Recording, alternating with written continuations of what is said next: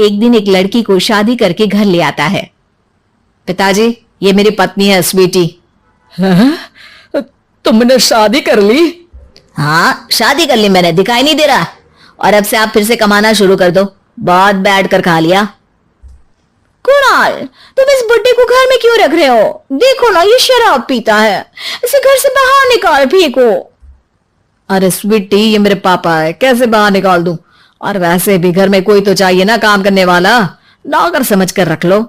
इस बुड्ढी को तो घर से बाहर निकाल कर ही रहूंगी मैं कब तक इसके लिए खाना बनाऊंगी।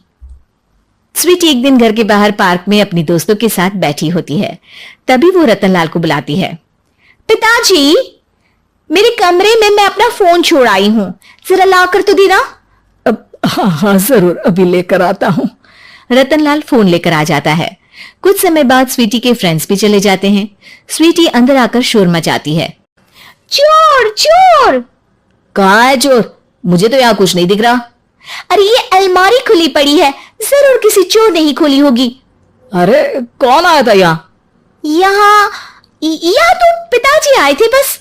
अरे बहू, मैं चोर नहीं हूं। मुझे तो आप पर अब बिल्कुल भी विश्वास नहीं है पिताजी, क्योंकि जब आप पैसे के लिए दीदी को बेच सकते हो तो आप चोरी भी तो कर ही सकते हो। अरे लेकिन वो सब तो मैंने तेरे भले के लिए किया था ना।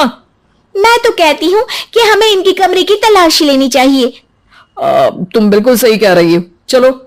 स्वीटी और कुणाल दोनों रतनलाल के कमरे की तलाशी लेते हैं और उन्हें वहां स्वीटी की ज्वेलरी और पैसे मिल जाते हैं। मैं तो पहले ही जानता था कि चोर आप ही हो। निकल जाओ मेरे घर से और दोबारा अपनी शक्ल मत दिखाना। रतनलाल आंखों में आंसू लिए घर से निकल जाता है। स्वीटी मन ही मन सोचती है, आज तो मेरी प्लानिंग सफल हो गई। जैसा मैं चाहती थी ऐसा ही किया और बड़ी आसानी से उस बुड्ढी को चोरी का इल्जाम लगाकर घर से भगा दिया। रतनलाल की हालत अब ज्यादा खराब हो गई और वो सड़क पर बैठकर भीख मांगकर खाने लगा। एक दिन वहां एक गाड़ी आकर रुकी और सड़क पर बैठे सभी भिखारियों को अपने सेंटर ले गई। एनजीओ की मालिक संध्या एक एक करके सभी को सुविधा मुहैया कराती है। तभी उसकी नजर रतनलाल पर पड़ती है। पिताजी? संध्या, तू? पिताजी, आपकी ये हालत कैसे हुई? ये सब मेरे बुरे कर्मों की सजा है जो मुझे मिल रही है। मुझे माफ कर दे बेटी।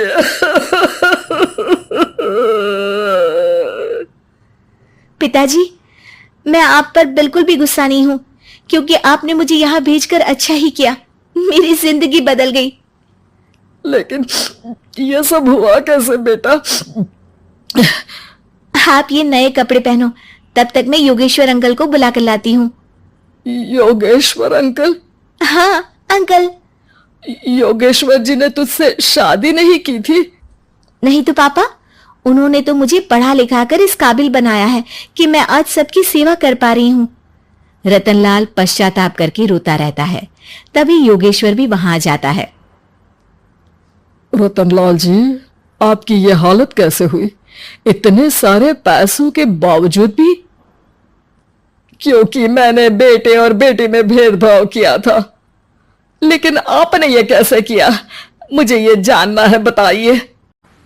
सालों पहले जब संध्या छोटी थी, तब मैंने एक बार एक आदमी से तुम्हें बात करते हुए सुना था, जो कुछ पैसों में संध्या को तुमसे खरीद कर शादी करना चाहता था। मैं उस समय एनजीओ में बच्चों के लिए ही काम कर रहा था और मैं किसी भी लड़की की जिंदगी खराब होते नहीं देख सकता था। इसलिए मैंने अपने जीवन की कमाई का एक बड़ा हिस्सा तुम्हें दे दिया था।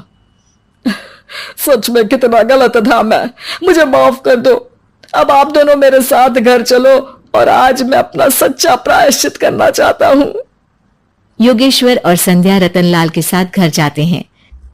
स्वीटी दरवाजा खोलती है। चोर भिखारी, तुम फिर से आ गया? चल भाग यहां से बुड्ढे। ये घर तुम्हारे बाप का नहीं, मेरा है। बाहर निकलो यहां से। रतनलाल कुणाल और संध्या को घर से बाहर निकाल देता है। योगेश्वर जी, अब ये घर आपका है और अब आप यहां एक और एनजीओ खोल सकते हैं। शायद अब ये सच्चा प्रायश्चित है। संध्या अपने पिता के गले लग जाती है।